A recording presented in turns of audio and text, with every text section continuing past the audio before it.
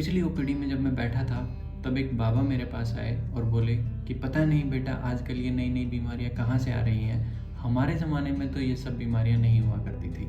तो मैं बोला, बाबा ये बीपी और शुगर जैसी बीमारियाँ पहले भी हुआ करती थी, लेकिन लोग चेक कम कराते थे, इस वजह से उन्हें पता नहीं चलता था।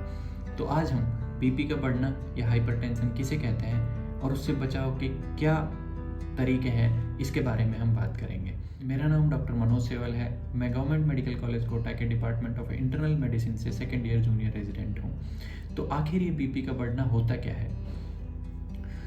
बीपी के बढ़ने का मतलब है या हाइपरटेंशन का मतलब है जब आपका सिस्टोलिक बीपी यानी कि ऊपर वाला ब्लड प्रेशर अगर 140 या उससे ऊपर हो जाता है, या फिर आपका डायस्टोलिक बीपी यानी कि नीचे वाला ब्लड प्रेशर 90 या उससे ऊपर हो जाता है, तो हम इसे हाइपरटेंशन या फिर बीपी का बढ़ना मानते हैं। आप अपना बीपी अपने आसपास जो प्राथमिक स्वास्थ्य केंद्र है वहाँ पर, या फिर अगर आपके पास घर पर बीपी चेक करने की मशीन है तो आप अपना बीपी घर पे भी चेक कर सकते हैं। लेकिन मेरी राय ये रहेगी कि आप अपना बीपी जो अपने पास में प्राथमिक स्वास्थ्य केंद्र है वहीं पर चेक कराएं। तो आखिर बीपी को नॉर्मल रेंज में रखना क्यों ज़रूरी है? बीपी के बढ़ने से क्या नुकसान है?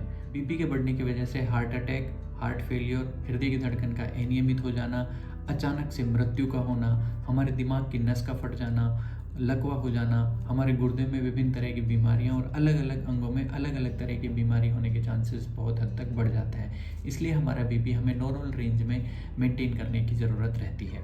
यदि हम बीपी के बढ़ने की वजह से उससे होने वाले लक्षणों के बारे में बात करें तो ज़्यादातर लोगों में तो थोड़ा सा बीपी बढ़ने की वजह से कोई ज़्यादा दिक्कत नहीं होती है, लेकिन यदि ये बीपी बहुत ज़्यादा बढ़ जाए यानी कि आपका सिस्टोलिक बीपी 180 या उससे ऊपर चला जाए और डायस्टोलिक बीपी 120 या उससे ज़्यादा ऊपर चला जाए, तो फिर आप सर दर्द, धुंधला दिखाई देना, छाती में दर्द होना, सांस लेने में दिक्कत होना, उल्टी और उल्टी जैसा मन होना, कन्फ्यूजन होना और नाक से खून का आना आदि शामिल है।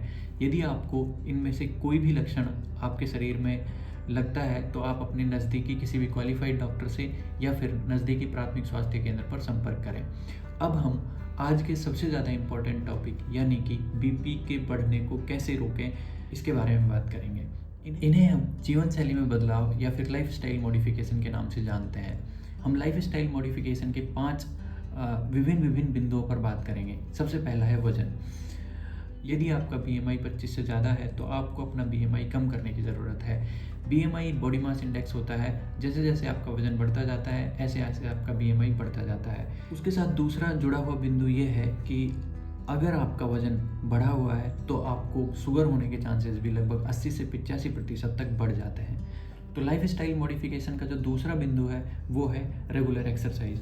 तो हमें 30 से 40 मिनट तक डेली, सप्ताह में लगभग 6 से 7 दिन तक मॉडरेट एक्सरसाइज यानी कि दौड़ने और चलने के बीच की जो स्पीड होती है उस तरह की एक्सरसाइज हमारे बीपी को बढ़ने से रोकने में मदद करती है। साथ में ये आपका वजन भी कम करने में मदद करेगी, तो इससे एक पंथ दो काज हो जाएंगे।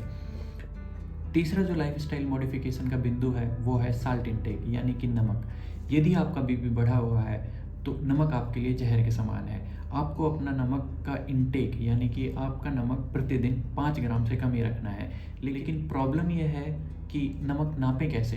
तो आप जो एक्स्ट्रा नमक ऊपर से जो अपना खाना बनाते टाइम नमक डालते हैं वो अपना प्रतिदिन 5 ग्राम यानी कि 1 चम्मच से कम रखें। चौथा जो हमारा लाइफ स्टाइल मॉडिफिकेशन का बिंदु है वो है अल्कोहल। तो यदि आप शराब पीते हैं तो अपना अल्कोहल का इंटेक यानी शराब का इंटेक 2 पैग से कम और सप्ताह में 5 दिन से ज़्यादा ना रखें। यदि आप नहीं पीते हैं तो शराब पीना शुरू ना करें। और मॉडरेट ड्रिंकिंग के बारे में जानने के लिए हमारी पुरानी वीडियो इसी चैनल पे आप देख सकते हैं। यदि आप किसी भी तरह से तंबाकू का सेवन करते हैं, चाहे वो जर्दा हो, बीड़ी हो, सिगरेट हो, तो उसे पूर्ण तरह से बंद कर दें। पांचवा जो लाइफ स्टाइल मॉडिफिकेशन का हमारा बिंदु है वो है डाइट। आपकी डाइट में आप ज़्यादा से ज़्यादा फल और सब्जियां शामिल करने की कोशिश करें। आपकी जो एक प्लेट है उसमें फल और सब्जियों का पोर्शन लगभग आधी प्लेट होना चाहिए। डेयरी प्रोडक्ट्स जो हम यूज़ करते हैं वो कम फेट वाले डेयरी प्रोडक्ट यूज़ करें। नमक के बारे में हम पहले ही बात कर चुके हैं। पोटेशियम, कैल्शियम और मैग्नीशियम वाले जो खाद्य पदार्थ हैं जैसे कि केला, दूध और जो ड्राई फ्रूट्स होते हैं उनका सेवन लगातार समय समय पर करते रहें। लेकिन इतना सब करने के बाद भी यदि आपका बीपी बढ़ा हुआ आता है तो आप अपने नज़दीकी किसी भी क्वालिफाइड डॉक्टर से या फिर अपने नज़दीकी प्राथमिक स्वास्थ्य केंद्र पर संपर्क करें। यदि आपको ये वीडियो पसंद आया तो इसे लाइक करें, अपने ज़्यादा चिंता करने वाले दोस्तों के साथ और ढलती हुई उम्र वाले दोस्तों के साथ शेयर करें और इसी तरह की भविष्य में हेल्थ रिलेटेड वीडियोस और पाने के लिए हमारे चैनल को सब्सक्राइब करें। मिलते हैं अगली वीडियो में, तब तक के लिए जय हिंद, जय भारत।